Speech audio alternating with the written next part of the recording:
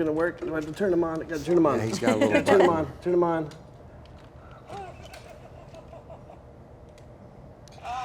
There he goes. Yeah, he is. Question mark? It's ridiculous. Yeah. Why is this entertaining? Why?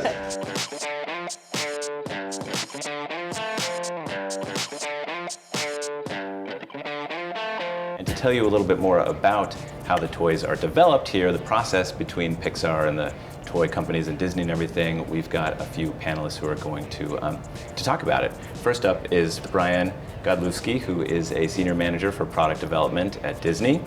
Then we have Jen Tan, who is our creative director. And of course, Jonas Rivera, who you've all met already, the producer of Toy Story 4.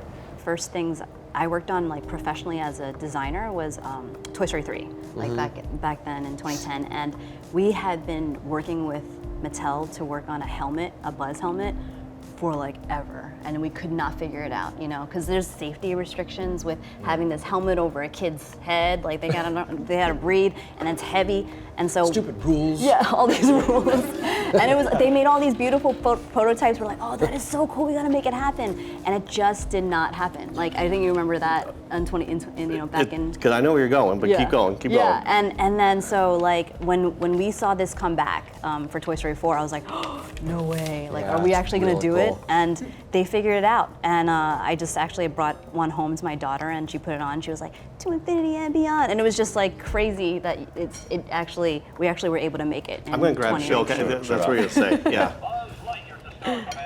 So yeah, it straps. It's kind of pretty big, but it straps onto the kid, and then. Can you fit it's in that there? one. It's this side, and you press I the probably button. could fit in just this. like in the movie. Lower the shields. I think for toys, there's often boys' toys and girls' toys, and I think it's just a struggle. I think right now we're going through this cultural shift of like, you know what, these boys and girls can play with anything, and that aspirational part of it. Like I personally think, like, you know, everybody's like, oh, everybody wants to be Buzz, you know, and it's okay. Girls want to be Buzz too, and boys want to be Buzz too.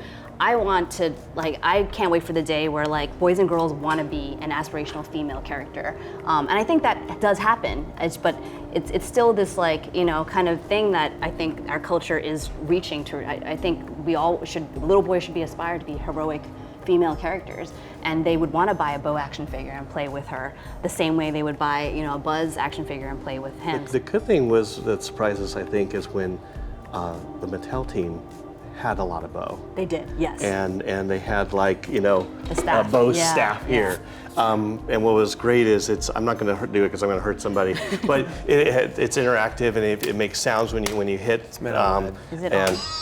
You know, you can call the sheep, you know, by pressing it down. When you spin it, it makes a swirly sound. One of the things that got us excited is that as the animators were talking about Bo and just how there might be your perception of Bo in the film, but here's how she actually is they viewed it kind of like Rey from Star Wars.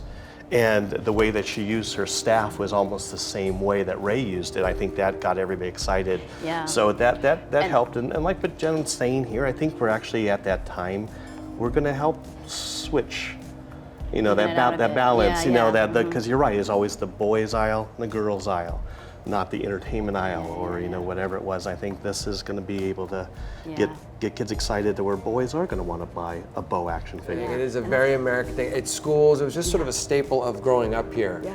And my kids, it came out like we talked, like our kids play with everything and make it a character.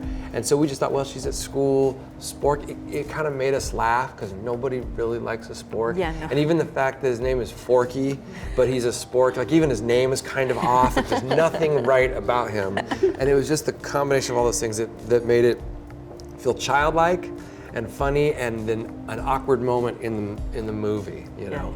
That was all. It was just kind of brainstorming stuff like that added up to a fun character, you know. You know, you don't have another film like this where the characters are literally toys. So in a lot of ways, it's actually really easy because you just, you know, it's easy in that you know what it should be, but it's also hard in that you also, you know, there's the toy in the film and what you can actually make in real life.